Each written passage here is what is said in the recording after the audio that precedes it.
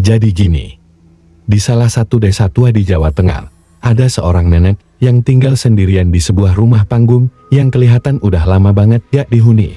Letaknya agak masuk ke dalam, di ujung jalan tanah, dekat kebun bambu dan pohon randu besar.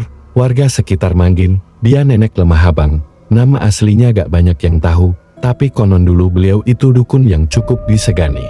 Bisa ngobatin orang sakit, bantu pasang susuk, bahkan katanya bisa ngirim sesuatu ke orang yang berniat jahat. Tapi itu dulu, sebelum suaminya meninggal dengan cara yang katanya gak wajar.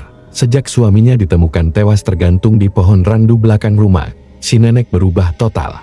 Gak pernah lagi ngobrol sama tetangga, gak pernah ke pasar, gak pernah terlihat keluar rumah.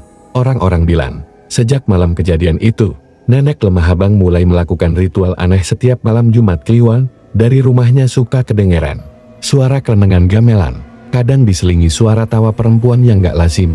Suara itu bikin merinding, soalnya di rumah itu cuma ada dia sendiri. Warga udah lama takut lewat depan rumahnya, apalagi anak-anak kecil. Mereka sering dengar cerita dari orang tua mereka tentang boneka sesajen yang ada di depan rumah nenek. Boneka itu kecil, dibungkus kain putih, diikat tali merah melilit leher dan perutnya, terus ditaruh di atas mangkuk tanah liat yang dijadikan sesajen. Di sekelilingnya ada bunga melati dan sisa-sisa dupa yang masih berbau menyengat.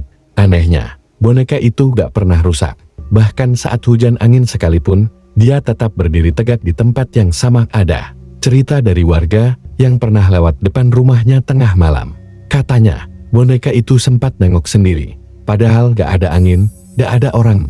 Pas dia balik badan buat memastikan, posisi boneka udah beda, tangannya ngangkat, kayak nunjukin sesuatu. Sejak kejadian itu, gak ada lagi yang berani jalan kaki di depan rumah nenek. Apalagi malam hari. Suatu hari, muncul 3 anak muda dari luar kota, Dito, Rani, dan Bima. Mereka ini tim pembuat konten horor buat YouTube. Gaya mereka kekinian, alat-alatnya lengkap, dan tujuan mereka satu, nyari tempat angker yang bisa dijadikan video eksplorasi. Mereka dapat info tentang boneka sesajen dari nenek lemah habang lewat komentar netizen yang bilang, kalau mau yang beneran serem, coba ke desa lemah habang, cari rumah nenek yang hilang setahun lalu.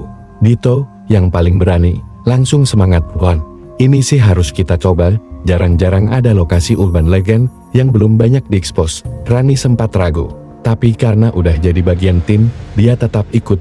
Bima, yang biasanya jadi juru kamera, juga udah siap dengan alat-alatnya. Mereka sampai di desa sore hari. Cuacanya mendung, dan suasananya langsung beda, sunyi, gak banyak warga yang keluar rumah. Saat mereka nanya arah ke rumah nenek lemah habang, orang-orang cuma diam, atau malah jalan menjauh. Sampai akhirnya ada satu bapak tua yang berani ngomong, "Kalau kalian cuma mau main-main, mending balik aja, rumah itu udah lama kosong." Tapi gak pernah benar-benar sepi. Dito malah makin penasaran. "Loh, katanya neneknya udah gak ada." Bapak itu cuma senyum tipis. "Iya, tapi ada yang masih tinggal di sana." Tanpa banyak pikir, mereka lanjut jalan menuju rumah nenek. Bawa semua perlengkapan syuting, kamera, sensor, voice recorder, tripod lengkap. Jalan menuju rumah itu sempit, diapit pohon bambu, dan ilalang tinggi. Anginnya kencang, tapi anehnya daun-daun gak banyak gerak. Pas sampai depan rumah nenek, mereka langsung diam. Bener-bener kerasa beda. Rumah panggung kayu itu terlihat suram, tua, dan berdiri di antara semak liar yang udah mulai menutupi tangga depannya. Tapi yang paling menarik perhatian adalah boneka sesajen itu masih di tempat yang sama seperti yang diceritain warga. Kain putihnya tampak kotor dan usang, tapi bentuknya masih utuh. Tali merah yang melilit lehernya tampak kencang, seperti baru diikat. Ada dupa kecil yang masih berasap tipis. Padahal gak ada siapa-siapa di sana. Rani langsung mundur pelan. "Dito, aku gak yakin ini ide bagus." Tapi Dito malah maju. "Tenang aja, kita cuma ambil gambar, gak bakal ganggu apa-apa."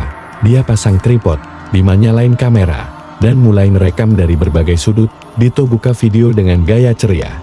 "Seperti biasa, oke guys, kita sekarang ada di rumah angker nenek lemah habang, dan ini dia, boneka sesajen yang katanya bikin orang hilang." Sambil ngomong, dia dekati boneka itu. Tangannya sempat ragu, tapi karena ingin dramatis, dia ambil boneka itu dengan tangan kosong. Rani langsung panik, "Dito, jangan." Tapi dia tetap pegang. Saat itu juga, udara jadi berat. Senter mereka meredup. Bima ngeluh kameranya tiba-tiba mati. Meski baterainya masih 70%, Dito mulai ngerasa aneh. Boneka ini kok hangat dia? Katanya sambil ngelihatin boneka itu, tapi ekspresi wajahnya berubah. Awalnya penasaran, sekarang jadi tegang, tangannya gemetar, dan dia buru-buru naruh boneka itu kembali ke tempatnya. Kayaknya cukup ya, kita balik aja, ujar Bima. Tapi pas mereka berbalik, tiba-tiba terdengar suara bisikan dari bawah rumah, pelan. Seperti suara perempuan tua yang ngomong dalam bahasa Jawa kuno. Mereka semua saling pandang. Dito pukat. Rani udah hampir nangis. Mereka langsung cabut dari situ, lari tanpa noleh ke belakang. Malam itu, mereka nginep di rumah salah satu warga yang bersedia nampung. Tapi sepanjang malam, mereka gak bisa tidur. Dito demam. Rani mimpi buruk. Bima ngedengar suara langkah kaki keliling rumah mereka padahal semua orang udah tidur, dan yang paling bikin merinding. Besok paginya, pas mereka lewat lagi depan rumah, itu buat ambil gambar penutup. Bonekanya udah berubah posisi, dan sekarang ada 2.